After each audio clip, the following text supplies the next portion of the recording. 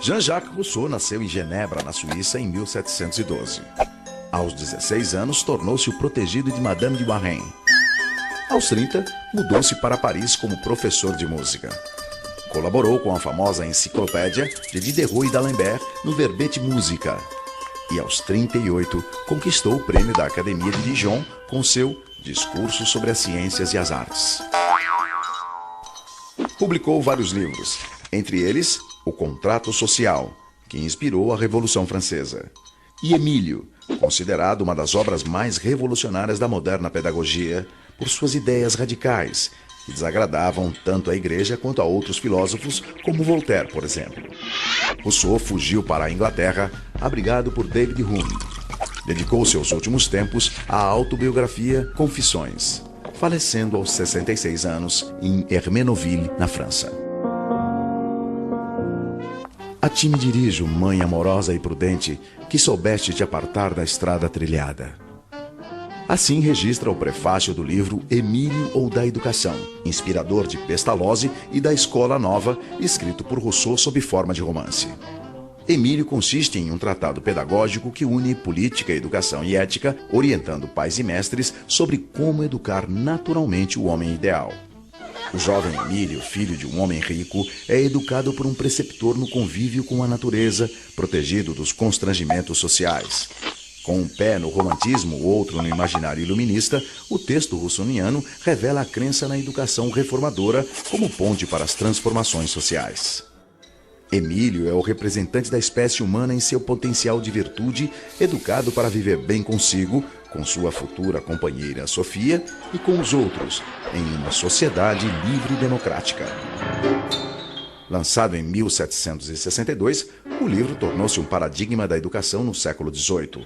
Contrapunha-se à visão elitista da educação como privilégio, afirmando ser um direito de todos, e criticava a pedagogia jesuíta, rígida, punitiva, mera transmissora hierárquica de conhecimentos memorizados, que tratava as crianças como adultos em miniatura. Com sua visão naturalista do mundo, baseado nas lições da natureza, Rousseau foi uma espécie de descobridor da infância, o primeiro a entender a infância como uma forma particular de ser humano, diferente da idade adulta. O aprendizado era conduzido pelos interesses do próprio aprendiz, em uma educação de dificuldades progressivas, lúdicas e interativas, que evoluíam naturalmente dos sentidos ao espírito. Se por um lado Rousseau identificava as especificidades do ser infantil, por outro projetava o homem do amanhã, delimitando claramente a fronteira entre o homem da natureza e o homem civil. O homem da natureza, foco de Rousseau, era um ser livre, espontâneo, natural. Já o civil, mascarado, degenerado pelas instituições e vigiado pelo social.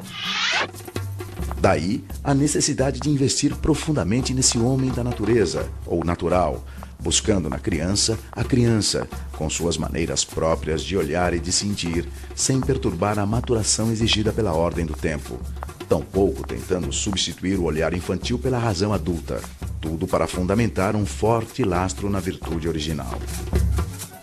Segundo Carlota Boto, autora do livro A Escola do Homem Novo, Rousseau preconiza o primado do coração humano, desconfiando da exclusividade da razão tão em vigência na época.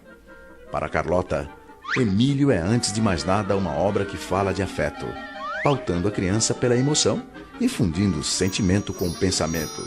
O resultado, inevitavelmente, conduziria ao amor pelo conhecimento. Rousseau explica: não se trata mais de ensinar-lhes as ciências, mas de dar-lhes o gosto para amá-las e os métodos para aprendê-las, quando esse gosto estiver suficientemente desenvolvido. Esse é com certeza um princípio fundamental de toda boa educação. A primeira frase do livro Emílio já revela as duas grandes premissas que moveram Rousseau. Tudo é bom quando sai das mãos do autor das coisas. Tudo degenera nas mãos do homem.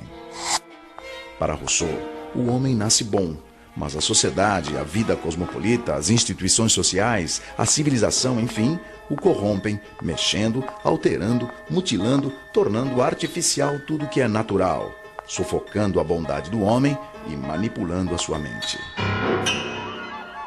Como evitar isso? como formar um homem que conserve as suas virtudes, a sua liberdade, a sua autonomia, a sua compaixão com as desigualdades criadas pelo próprio homem. Segundo Rousseau, fortalecendo de tal maneira a sua formação na infância e na adolescência, que à medida que vai crescendo, se consolide nele um homem total, incorruptível, forte no físico, forte no espírito, no intelecto, na razão e no sentimento. Saindo de minhas mãos, ele não será, concordo, nem magistrado, nem soldado, nem padre. Será primeiramente um homem.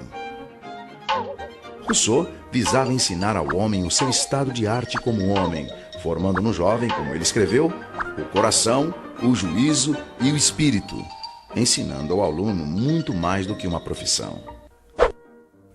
Que se destine meu aluno à carreira militar, à eclesiástica ou à advocacia, pouco me importa. Antes da vocação dos pais, a natureza chama-o para a vida humana. Viver é o ofício que lhe quero ensinar. E para usufruir da felicidade da vida, Rousseau dividiu a existência e o livro de Emílio em 5 fases. Lactância, até 2 anos, infância, de 2 a 12, adolescência, de 12 a 15, mocidade, de 15 a 20 e o início da vida adulta, de 20 a 25.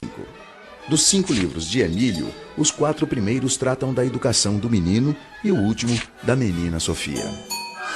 Rousseau considerava o período do nascimento até os 12 anos o mais delicado, já que nele é que tendem a surgir os desvios. É por isso que a educação, nesse momento, a chamada educação primeira, deveria ser negativa, isto é, não ensinar novos saberes, apenas manter, conservar, fortalecer as qualidades morais nascidas com a criança. Segundo Rousseau, a educação negativa consiste não em ensinar a virtude ou a verdade, mas em preservar o coração do vício e o espírito do erro. Nesse período, o mestre interfere o menos possível, muito mais estimulando bons sentimentos e o usufruto dos sentidos na busca da experiência do que se impondo o positivo com novos ensinamentos acadêmicos, muito mais não fazendo que fazendo. Daí a expressão negativa.